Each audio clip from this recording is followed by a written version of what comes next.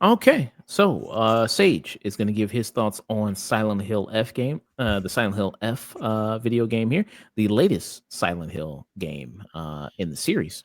Sage, what are your thoughts on Silent Hill F?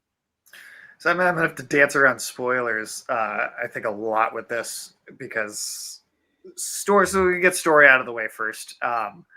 This takes place in a totally different place. If you haven't seen any marketing for it, it is kind of a big departure for the franchise, right? Stylistically, just aesthetically, just the location being this completely different place. It's a rural Japanese town in the 60s in like the mountains. And it is doesn't have a very big build up at the beginning. We get pretty quickly into this. And even within the first half hour, there's stuff I don't want to spoil, but I think just looking at the footage that's in the trailers and the marketing, I think there's a uh, pretty clear idea that the story is a reflection on the role of women in that society at that point in time.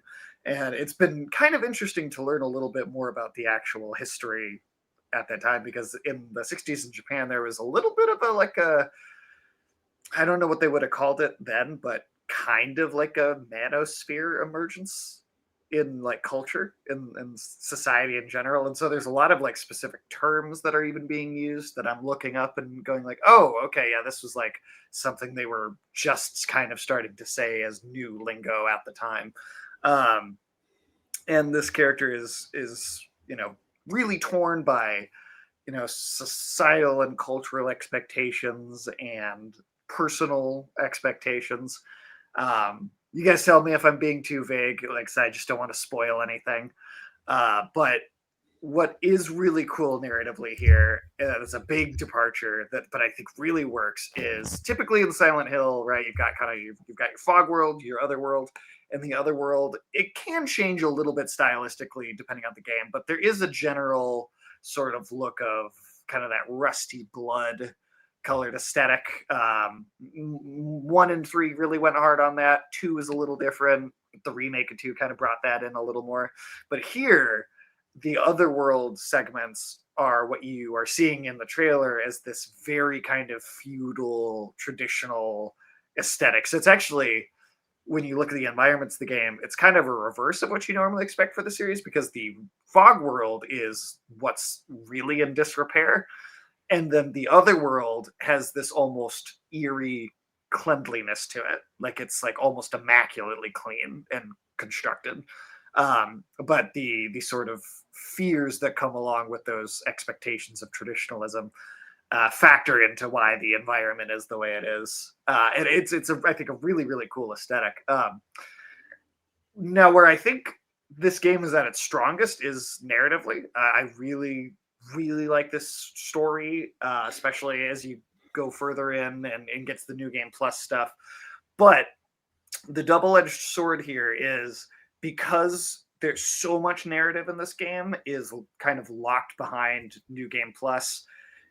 Honestly, new game plus is, I'd almost say, is necessary to get the entire narrative. And then even if you do 3 full runs, there's 5 endings, so it could be more unless you're using your save slots in a smart way. I think you could do it all in 3, but it's a little bit of a double-edged sword, because, well, I think that as I'm playing the game multiple times, the story has gotten better each time, and I'm like really seeing, I think, a lot of amazing stuff in there because of that. The combat it's clunky in the way that you'd expect from a Silent Hill game, but, and I'll get more into that, how the combat it works in a second. But as far as the story goes, it could be a little divisive or a lot to ask for some players to go through it multiple times because of some of the clunkier aspects of how it plays. If the combat's working for you, then I think running through those new game plus story stuff and getting that very greatly expanded narrative. I really can't emphasize that part enough. Like, there's entire plot threads that are being added into the game on multiple playthroughs that weren't there, or at least were only hinted at the first time through. Um, but if you're kind of stuck on the combat and you don't love the way this game feels to play, one playthrough might result in a kind of disappointing game or a disappointing narrative. It's really a strength and a weakness that there's so much more in multiple playthroughs. It's great for the replayability of it. You know, you go from a game that's 8 to 12 hours to a game that, you know, could be 24 hour or 30, you know, like you could really rack up some time. Although I definitely noticed second playthrough going faster. Certain parts were kind of getting even, they were allowing you to almost skip over certain sequences as well. So there's ways of it becomes a little more uh, speedy on multiple playthroughs. But I think if the combat doesn't work for you, it could be a little much to ask for you to then go and sit through it a whole other time. So their mileage may vary on that. And then as far as the combat itself goes, it so the game does something really weird with its difficulty settings. It's got two when you boot up the game: story and hard. And of course, like the old ones, you could select puzzle and like combat as separate options. You could do like hard combat, story, puzzles, or vice versa. But these are really poorly labeled, because story, if you see that, you know, I think most people, myself included, are going to look at that and go like, okay, well, that's easy then. That means it's going to be like easy, super easy. Let me go with whatever's above that because I don't want it to be a cakewalk. Then you go up to hard, which, you know, it's reasonably difficult. I don't think it's too much, but story is more like normal than it is easy. It's not like particularly tough, but it is like a kind of an average. It feels like what Silent Hill 2's normal is what the story is. And then hard is actually hard, and then there's like a very hard you unlock if you beat the game once. So there's a little bit of like UI design here that I think is a little clumsy, that could just lead people to giving the wrong impression. Because if you're someone who wants your game to be a little more challenging, you might click on hard, and then maybe that's too much, and you're like, well, where's the middle option? Not realizing they labeled it so weird that what should be the middle option is seems like the easy mode. And then if you don't want it to be hard and you pick that, then there's not like an actual easy mode for people who like do want that. So that's weird. That's just kind of oddly handled. Well, it's funny you mentioned that, because I thought we were kind of done with the whole like weird naming convention of the difficulties, because like it kind of reminds me of like when Devil May Cry 3 originally came out and they changed the Japanese hard mode to the American normal difficulty. So it just seems kind of a strange thing to happen in this day and age. You're right. It is weird, and it is something that I used to have it all the time on the PlayStation 2. But that actually you bring up a good point. This game in that way, and then there's other ways as well. But it kind of feels like a PS2 game I think in a good way in terms of its level design, where it's very tight. These kind of environments are.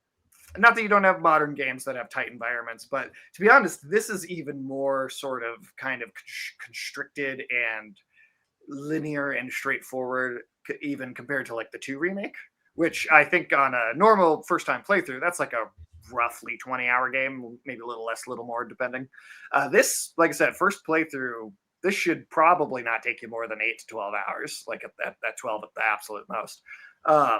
Because you do run through this quite quickly, these environments, and I will say they do reuse some in the third act, and that's where getting back to the combat, that's where the game does falter a bit for me, even for someone that's got a lot positive to say.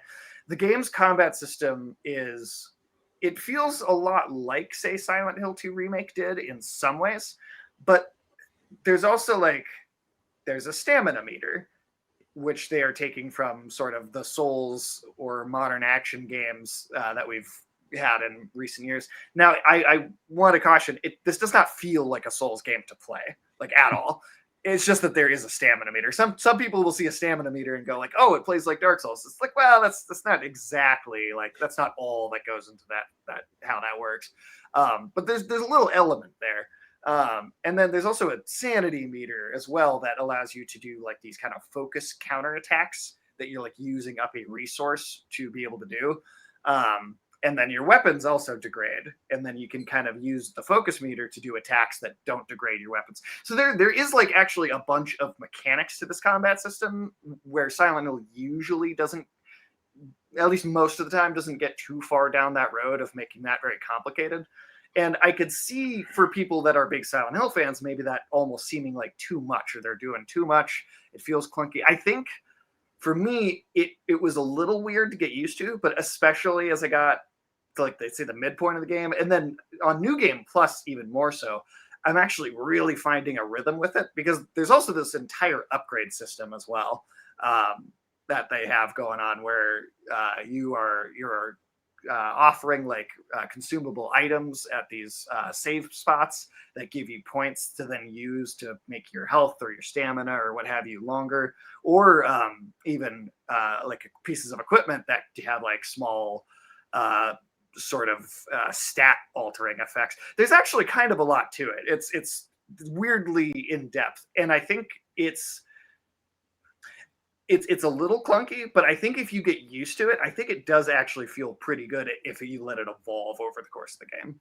I was about to say this sounds much more in depth than what I was expecting a Silent Hill combat system to feel like, because I only have experience with the Silent Hill 2 remake, and all these systems about like mitigating your weapon durability and focus attacks. This sounds, this is a bad comparison, but like this sounds more like something you would see in, like, I don't know, like a more straightforward action game, like a God of War, modern God of War, or something like that. Yeah, no, you're totally right. It is action game elements, right? That almost feel like they're being pulled in from another genre. And I think for me, I think they work for the most part. I think it can be a lot to get a handle on at first. And especially if people are used to playing, these types of games without any of that, it could seem like a lot. I think it ends up working for the most part, but where it does falter for me is there's three basic kind of elements here. One, I wish there were just maybe one or two more enemy types. I do feel like you get a little lost in like the same sorts of encounters. And then to be even more specific, the second point there is there's one kind of, I wouldn't say like just totally regular fodder enemy, but it's also not a boss either. It's sort of like a heavy type. And it every time you encounter it, it kind of locks you into the room until you beat it.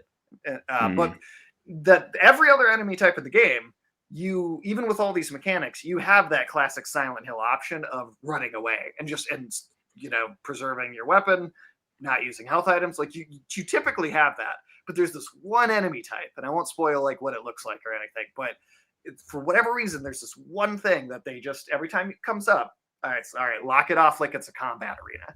And it's like, that's weird. I don't get why you're doing that. And it's also just, I think, too many encounters with that one particular type of enemy. Like you get a little tired of fighting it at a certain point. It's like, all right, one of these again. Now, as you get some of the upgrades, that becomes a bit less of an issue on New Game Plus. New Game Plus really is like is a better experience. It's just that you have to get there right first. All these things evolve at that point, but again, it's just too many fights with that one enemy. And then in general, I think the last third of the game, not even honestly, it's really just the last like maybe hour and a half to 2 hours of the game. I think they just have too much combat. There's just a bit too much of it. Now, I might feel differently when I get through like another round of New Game Plus, and I'm like, okay, now that I've got this, and this upgrade, and these things equipped, maybe this feels that much better, and it's like way smoother to go through. But at least on that first playthrough, that last chunk just felt like it was getting a little repetitive. And part of that also results in there's one particular environment that you end up having to basically run all the way across, fighting enemies the whole way, and then run across a second time, fighting enemies the whole way again. And it's just, it's like, why? It feels like they almost maybe had like another environment that they couldn't fully develop all the way, that they ended up going, oh, let's just reuse one because we just need to extend the time a little bit longer. I think either cut one of those or just don't have as many enemy encounters along the way, and maybe that would have worked a little bit better. But that's really just kind of that last chunk. Everything up to that point, I think environment wise, really great level design, both from like an art direction perspective and also just navigating it and exploring it. I think there's some particular levels in here. There is a school at one point that I feel like, oh, this is up there with like some of my favorite like Resident Evil sort of environments to explore. The unique cultural setting for sure does a lot for that. It feels familiar yet different, which was in one of the interviews they were doing for the game. Right. I guess the biggest question I have is like, as someone who is not overly well versed in Silent Hill in general, like, does the fact that it takes place in 1960s Japan as opposed to a more like Americana setting really, how does that change really affect how the game like feels or how you respond to the horror on all of it? So I think it is definitely a case of that familiar yet different concept where there is, I think, a lot of this game very distinctly feels like, oh yeah, this is Silent Hill. Like there are a lot of elements to it that feel like there's a sort of the kind of dreamlike, kind of almost David Lynch dialogue that the characters have with each other. Where they're kind of almost sleepwalking through certain things, or they don't fully react to everything around. Like that feels very consistent. The tone of just kind of the eeriness of kind of this empty environment. Like there's a lot there that really does feel like Silent Hill. And then at the same time, they've gone into this other place where there is all this different stuff that you've never seen in a Silent Hill game before. Like I said, the other world being this very different take on what that looks like and how that presents itself. I think it is a really good marriage of what you might know from another Silent Hill game versus something that does feel brand new. I would say if you've played anything like a Fatal Frame ever before, it takes on a little bit of that tone. Because those games are also set in rural Japanese like mountain towns, so it's like a very similar environment to that. But I think what the sort of uniqueness of what the Silent Hill franchise is, whether you've only played the remake or you've played all these old games, I think either way it's a consistent sort of sensibility where but it also feels fresh. Like it does feel like they've gone, hey, yeah, we had this successful remake. But as far as like a brand new game, we haven't had one of those that's been really successful since, honestly, yeah, it's about 2003 or 2004, I think. And let's do something that is radically different. But it mirrors just enough of what the original franchise is that I don't feel, to me, it doesn't feel like it's too much of a departure or that it's repeating things. Because one of the issues with Homecoming and Downpour, which were kind of the post-original studio games that came out in like the later half of the 2000s. Those games, a lot of what was wrong with that really was let's repeat the story beats of either 1 or 2 or 3 kind of over again, and let's retry these ideas. And I think this game's core, which again, I'm trying really not to spoil anything, but I think its core, it does tell a fundamentally different narrative than any of those. It's the first time in a very long time, about 20 years, that again, not counting the remake, that a Silent Hill game doesn't feel like it's just trying to repeat story beats that we're familiar with or that worked once before. So to answer that question simply, just it marries that familiarity and that difference, but I think it does a really good balance of it. Right. Okay. All right. And for this Silent Hill game, you don't have a gun at all because you're in 1960s No. Japan, so you're just dealing with. I mean, still got the trusty pipe, and some other weapons there. How is that? when So it comes so to the the weapons weapons are in it? interesting. So here's one thing that is very different from previous games. So Silent Hill 4 actually did do the weapon degradation thing. So it's not completely new to the franchise, but this game is interesting in that in the fog world half of the game, you have pipes, baseball bats. You get some like heavy weapons too as the game goes on, like big axes and sledgehammers. You have items that you can use to repair them too. So like if you have one that's almost broken, you can you have 3 slots. You can carry 3 at a time. You can slot it over and then use something else until you find a repair kit. So there's ways to be smart about it. And the game also will generate new weapons into the environment, kind of similar to like say like a Resident Evil 4's like it'll drop ammo if you need it and restrict you if you don't. It kind of doles things out based on what you have. But in the other world segments, you get these very old school, very kind of ceremonial weapons, and those don't have weapon degradation attached to them. So the gameplay is even a little different depending on which of the environments you're in. And in that part of the game, you're getting like ceremonial knife or a naginata, like big, long, sweeping kind of pole with a big kind of dagger on the end of it. So there's interesting gameplay differences just between those two halves as well. Like I said, and there's there's some fun surprises later in the game too, like some of the other Silent Hill games have had. And then the next thing I was going to mention was boss fights here. I think one of my favorite parts of the game, honestly, was the boss design. Some of the most just weird, imaginative creatures I think they've had in the whole franchise. Really, really like what they do with these. And the symbolism that they capture is sometimes obvious, although I think it's obvious in the other games as well. But it is consistently weird and off-putting in exactly the way you want from Silent Hill. So that I think that part of it's all pretty fantastic. Okay. Any favorite boss fight that stands out for you? Yeah, but it's it's such a spoiler. What I can say is that when you do new game plus, the like final boss fight at the end of the game, there's like it will be different. It will be a completely different thing, more than one time as well. Like more than one time through the game, the end will be like this whole different scenario. It's not, and when I say new game plus is different too, it's really not just like different final boss and then different ending cutscene. It is like throughout the game there's different stuff, new documents. You keep all your journal of stuff that you collected of like information from the first playthrough. And then in New Game Plus, there's just new stuff, just new plot happening.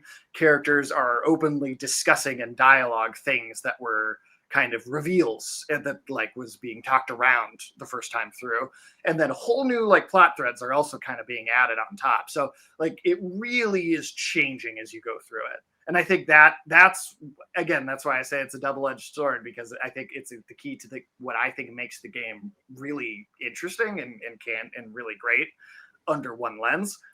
But like I said, if certain parts of it aren't working for you, it could be a tough sell to be like, oh, but it keeps getting better if you keep playing it. And you're like, well, I don't want to keep playing it. I don't like the way it plays. So again, that's going to depend on the person a little bit. Okay. Interesting there. Okay. And this game, like many other Silent Hill games, has 5 endings, so you can get 5 different endings there when you do play it. So there is that. And like in Silent Hill 2, there's like a couple of joke ones. Here, I'll say 4 of them are like you basically haven't finished the main story until you've seen 4 of the 5 endings. Okay. Interesting there. And you played this on PS5 there? Any issues there performance wise? That's actually the surprising thing, is really not at all. And this is Unreal Engine 5, which is like consistently Unreal Engine 5 games have been like kind of consistently having weird wonky performance. It's like almost every new release that has that engine is having problems in the last like as long as I can remember us talking about this engine. But this game honestly ran like butter. The only thing that's a little weird is it does have a frame rate cap when you go into cutscenes. Excuse me. So cutscenes are 30 frames per second and they're locked at that. But gameplay is at like a smooth 60 and it keeps it up. It doesn't like drop really or anything. There's no like screen tearing or graphical pop-in going on. And it's super smooth. It's a little weird that the cutscenes then cap it and go down to 30, so that's just slightly odd. But I think honestly, most people probably aren't going to notice that. That's like really being nitpicky about it. But yeah, the actual performance of the game is like shockingly good for an Unreal Engine 5 game. Okay. Nice. Yeah, I'm surprised to hear that, like, because like you said, Unreal Engine 5 has a lot of issues, and it's at least to me, it seems like Unreal Engine 4 games are more consistently like perform better than 5 ones. But I'm glad this game performs well. Yeah, I think commonly I think it's a ray tracing problem where it's like it could keep it up with the performance because it does have more tools and more power behind it than Unreal Engine 4. But then throwing like some of these things like ray tracing into the program on top of it and then demanding so much power and attention away from the rest of the systems that are all interlocking. I think that's really what gets the poor performance in a lot of these games. And I don't know if this game just didn't use ray tracing maybe, but the reflections and like mirrored and lighting and all that stuff looks great. It's possible they just did it in a more old school way, maybe where they just kind of designed and placed the lighting by hand. But the end result is like maybe the best performing Unreal Engine 5 game I've played, period. Performances. You had some standout performances in Silent Hill 2. Is that the same case in Silent Hill F? Do you have any people that are really outstanding in this game, acting wise? Yeah, I mean, I think the main character actually is quite good. I don't have the voice actress's name off the top of my head here, but and I am talking about the Japanese VA. I thought really, really good. I thought really was like very emotional, very strong, and felt like it really, I think, came through. It's very intense. And now to say, I'm not someone that just dislikes dubs entirely. It's a case by case basis. I think some dubs are great. I do think the English dubbing of this, to me, it's not great. I don't think it super works. I think the English dialogue does kind of take away from the kind of weird David Lynch dreamlike quality of it.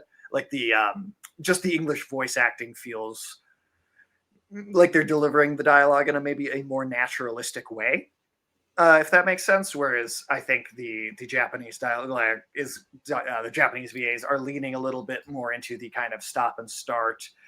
They just sound more confused as to what's going on, if that makes sense. Like they're again lost in the fog, that just kind of Silent Hill style of thing. But the English version is just a little like, it feels a little too casual about what's going on. I think this is the Japanese voice actress, Kananutsu Kato, I think is Okay. there. So I think that's the Japanese voice actress there who's playing Hinako there. Yeah, I think that's a great performance. There's a few other ones that are pretty good, but like honestly, even character names would be spoilers for the character I am thinking of. And it's one that's like you don't even get that great of a sense of until New Game Plus. So it's like there's whole characters again. There's a lot to that. But then the other big thing I feel like is important to bring up too is the music. Silent Hill has always been very driven by its music. Akira Yamaoka, who's composed for every game in the franchise, he's back here. And he does some really great stuff. There's especially just like literally when you boot up the game, like during like the opening credits, basically, there's a really great track that plays. It starts as completely traditional like Japanese instruments, and then like a chorus of like children singing, and then slowly as the song goes, you start to hear his kind of like melodic kind of guitar that you might recognize from some of the music in Silent Hill 2. It's a cool like kind of mixture of kind of ancient and modern music that I thought was really interesting. Okay. And this game is performing really well. It's one of the fastest selling games in the series there. It sold over 1 million units on the first day of release there. And I think that is, it's got the #1 title, and it beat out the 2 remake, which was the fastest selling one even before that. So between these two games, they've made nearly half of the sales of the rest of the franchise combined over its entire existence. Wow, that's pretty impressive there. That's really amazing. Yeah. Any besides the combat there, because I did in all the reviews, I did hear people talk about the combat and how kind of sometimes frustrating the combat can be. Besides that, any other real issues there with you with the game? For me, Not really. I mean, like I said, I think the English dubbing isn't super great for this one. So, if that's your preferred language, that could maybe be a hindrance as far as just appreciating the acting. Combat can be, like I said, wonky, but I do think if you give it the time to develop, it can work. But again, it's not going to be for everybody. Some people are also just going to be put off by how drastically different the setting and everything is, even though I think if you really let it play out, it's got all those classic things. So there's things I can see that make it a slightly divisive game, right? And that there's going to be certain people who are like, well, it's not taking place in the town Silent Hill, and it's not doing this, and it's not doing that. And I'm like, for me, those are all positives. Those are all good things that it's trying so to reach into such different places. And I mean, yeah, the biggest drawback is just if the combat doesn't work for you, you're not going to want to play it more than once to see all those evolutions that happen. But if you're willing to give it that time, I think it becomes great as it goes. One playthrough, just that first ending, might seem underwhelming. If it stopped there, if it genuinely stopped there, I would agree with that take. But it's not really the whole game. I would compare its kind of cycle to the Near games actually, and the way that those kind of completely change perspective on what the story is and what's happening as you go through multiple playthroughs. I kept thinking of Near every time you talked about these endings. I mean, the one thing I will say is that like it's just as a point of like contradiction is that I kind of feel like Near Automata in particular, I don't really feel like those endings are like, I don't feel like ending A or B of Near Automata are like complete stories though. They feel like, I don't know. It feels like the game just continues on from those endings. But like what you're describing sounds like you get a full story and then you get a remix story essentially with the F components. I would say it's like halfway between what you're saying and then what Nier does. It's like it's not all the way what Nier does, but it's like it's a little closer to that than, because I would say one playthrough I didn't feel like the story was complete. I genuinely did feel like there was like enough there that I was like, okay, but then they started to talk about this and then dropped it, and like, where did this plot thread go? And then on the next playthrough, it's like, oh, this is like actually about this whole other thing, and that completely flips your perspective on kind of what's going on. Now, I will say it doesn't go as drastic as like Near ending like 3 or 4, where it starts. That's like almost a completely different thing, right? Like it's whole new stuff. So it's like it's like halfway between the two things. Okay. So what would be your final thoughts rating for Silent Hill F? Yeah, so I'm gonna say 2 ratings: a personal one, and then one I think for the general public. I'm gonna say for personally, I think I'm gonna give this a peak. I think you give it all that time and you go through it and you let it develop, and I think it just gets better and better as it goes, and I think it proves itself by the time you're seeing like the second ending, and then there's even more to go. But I'm gonna give it just a regular tune in for like the kind of more general audience, just because I know that some of those things it's going to be a hard ask to get people to stick with it for that long and actually see all of those things. So I think, I could see it being something where some people bounce off of it, but if you're willing to stick through it, I think it's got a lot to offer. And honestly, I do think this is, and again, not counting the remake, but as like a new Silent Hill game, I do think this is my favorite one since those original 3 games. Okay. Wow. Okay. I know Dusk, he's not in here. I was expecting Duskmane to pop up there, challenge you on some of the stuff there. He had some issues with this game. So one of your ratings there, peak, and then the other one is just a regular tune in. So for people, maybe for the first playthrough, you'd give it a tune in. But if people wanted to kind of were interested in that first playthrough, go through multiple times, get the multiple endings, get the full story, peak. Okay. Interesting there. Okay. Very nice there. So 2 ratings there for Sage for Silent Hill F, which is available now. Worth the full price tag there, $70. Worth that. I think for me personally, definitely. There's going to be some people who don't think so, but definitely if you give it all that extra time, I think it is. Okay. Very nice there. Thank you for that review, Sage. Yeah.